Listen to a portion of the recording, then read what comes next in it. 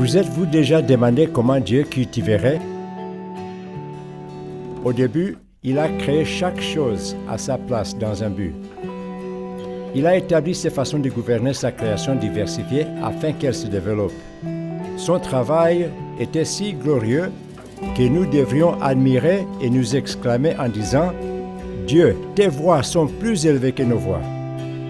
Les lois physiques que Dieu a mises en place dans la création pour les écosystèmes les plus productifs au monde incluent peu ou pas de perturbation du sol, pas de destruction ou d'incorporation du matériel de la plante en décomposition à la surface du sol et une grande biodiversité d'espèces. Les voies de Dieu ont été mises en évidence pour nous à travers sa création. Et nous, ses fils et filles, sommes sans excuse.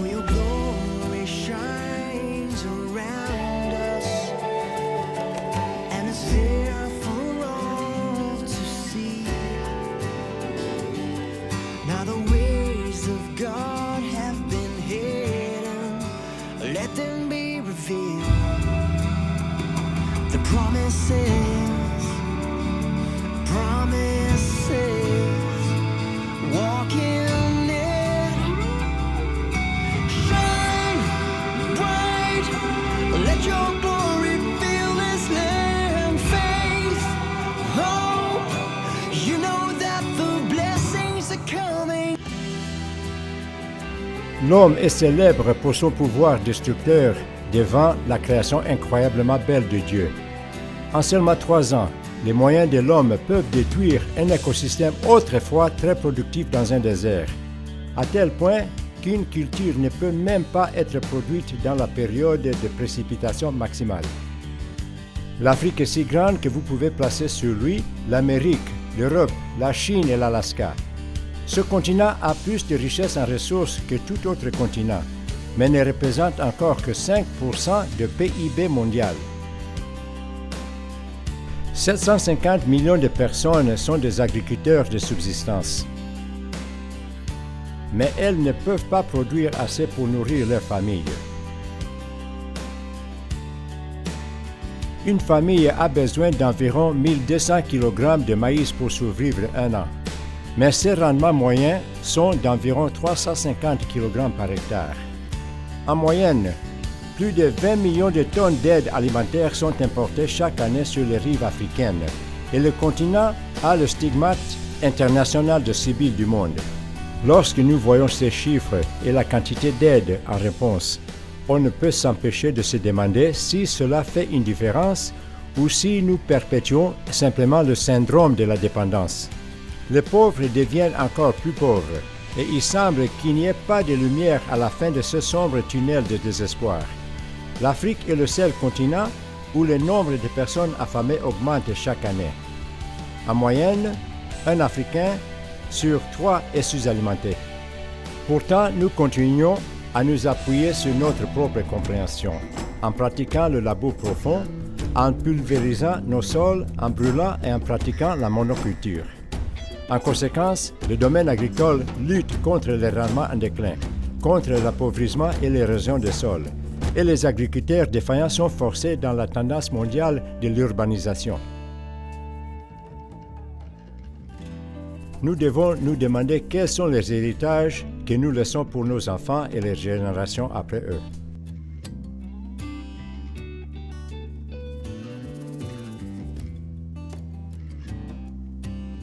Pourquoi l'Afrique est si pauvre? Allons à notre manuel agricole pour trouver la réponse à cette question. Le chapitre 58 d'Ésaïe dit que ceci est le vrai gène que Dieu a choisi: desserrer, enlever et briser le joug de la pauvreté, nourrir les affamés, habiller les nus et abriter les sans-abri. L'agriculture, selon le principe de Dieu, est une solution divine, incroyable pour la sécurité alimentaire et une solution face à la crise de la pauvreté pour les ruraux pauvres. C'est un moyen de les équiper et de les sortir de la pauvreté avec ce que Dieu a mis entre leurs mains et de révéler la plénitude de sa vie abondante promise. Si vous donnez à un homme un poisson, vous le nourrissez un jour. Mais si vous enseignez un homme à pécher, vous le nourrissez pour toute une vie.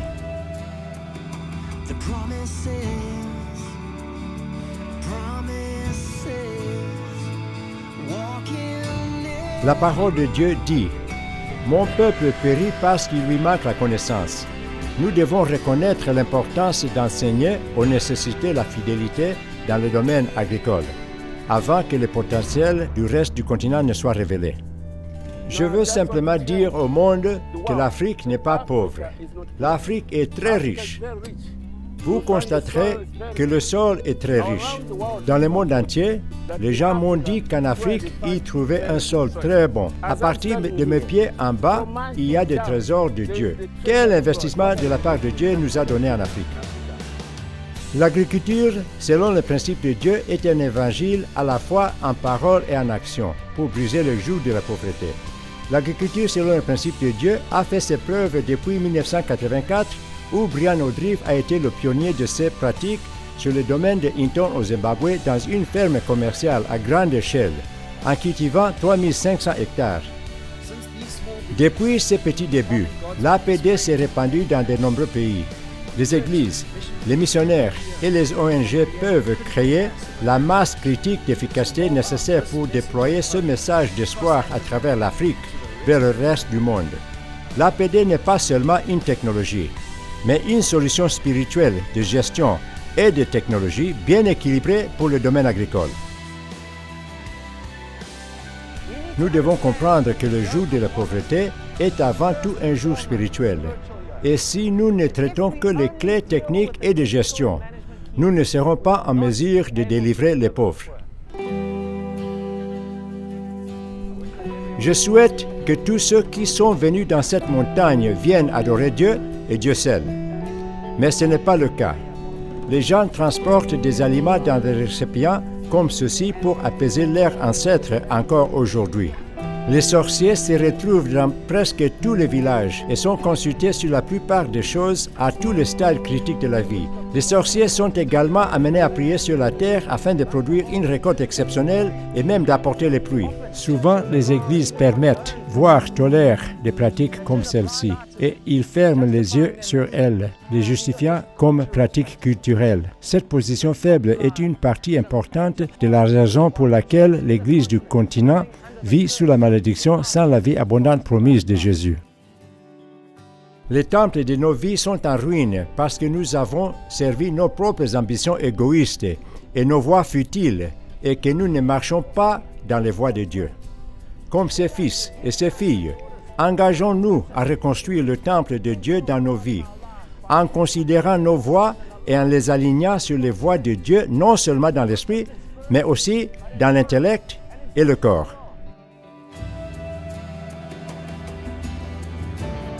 La toute-suffisance de Dieu est vraiment adéquate pour tout bon travail. C'est un principe du royaume de Dieu, de travailler fidèlement avec ce que Dieu vous a mis entre les mains, tout en faisant confiance à son intervention surnaturelle.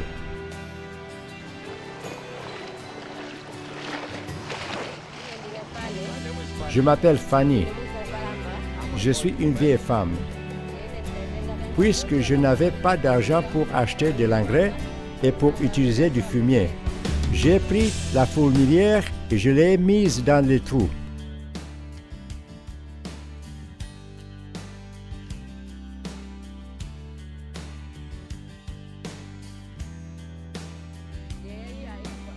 J'ai alors vu mon maïs mieux pousser. Tant que je n'ai pas mis de fourmilière, il n'y avait rien. Je remercie Dieu parce que Dieu m'a béni. J'ai une chose que je peux ajouter cette année. Engageons-nous dans nos cœurs à s'aimer abondamment et dans la joie, comme pour le Seigneur. Vous profiterez également abondamment et avec joie.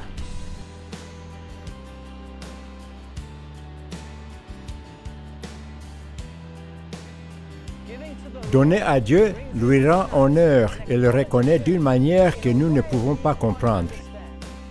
Donner à Dieu nous oblige à considérer une cause extérieure à nous et inaugure le voyage dans le désintéressement là où nous plaçons son royaume avant nos buts égoïstes. 2 Chroniques, chapitre 7, verset 14. Si mon peuple, sur qui est invoqué mon nom, s'humilie, prie et cherche ma face, et s'il se détourne de ses mauvaises voies, je l'exaucerai des cieux, je lui pardonnerai son péché et je guérirai son pays. Nous revendiquons notre statut de fils de Dieu en amenant Jésus dans tous les domaines de nos vies. Jésus nous a enseigné à prier « Que ton règne vienne sur la terre comme au ciel ».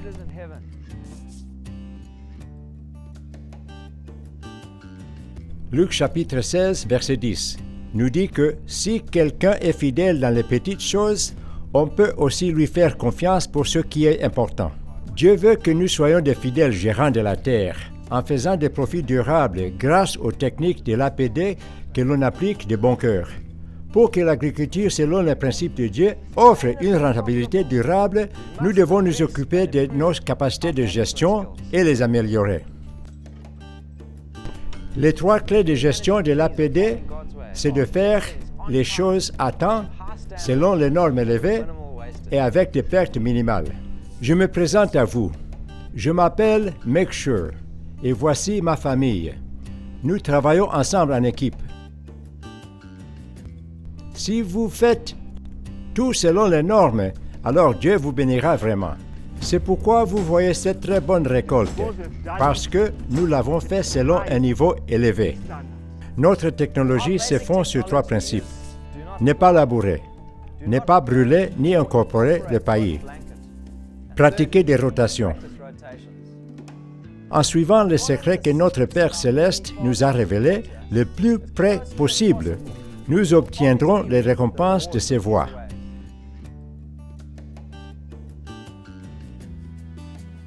Nous sommes dans le magnifique royaume montagneux de Lesotho, dans une région appelée Maputseng.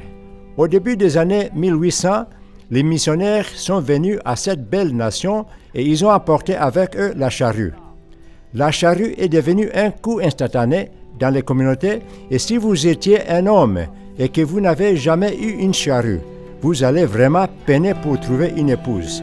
En conséquence, de vastes étendues de terres agricoles ont été ouvertes et elles sont devenues un centre d'exportation de produits agricoles. Mais cela n'a pas duré longtemps, comme vous pouvez le voir dans le contexte ici. Voyez-vous, avec Dieu, si vous êtes infidèle avec de petites choses, il va vous les ôter. Dans ce cas, la folie de labour est clairement visible. Ces sols ont jusqu'à 6 mètres de profondeur. Ils ont été terriblement érodés et ces mauvaises terres sont totalement inadéquates pour toute autre pratique agricole. C'est une catastrophe. Tous les 2 de ces plateaux d'écoulement sont à 15 degrés de pente. Les 2 ont le même sol labouré. La seule différence est que l'un est couvert avec la couverture de Dieu. Vous pouvez clairement voir comment le ruissellement sur un champ typiquement labouré est incroyablement élevé. Regardez seulement la quantité de sol au bas de ce verre. C'est de la folie que de labourer. Dans l'expérience de l'APD, même que nous avons utilisé exactement le même sol labouré et la même pente, celui-ci était recouvert de la couverture de Dieu. Vous pouvez voir que le ruissellement est nettement inférieur à celui qui n'est pas couvert et l'érosion du sol est absolument minimale.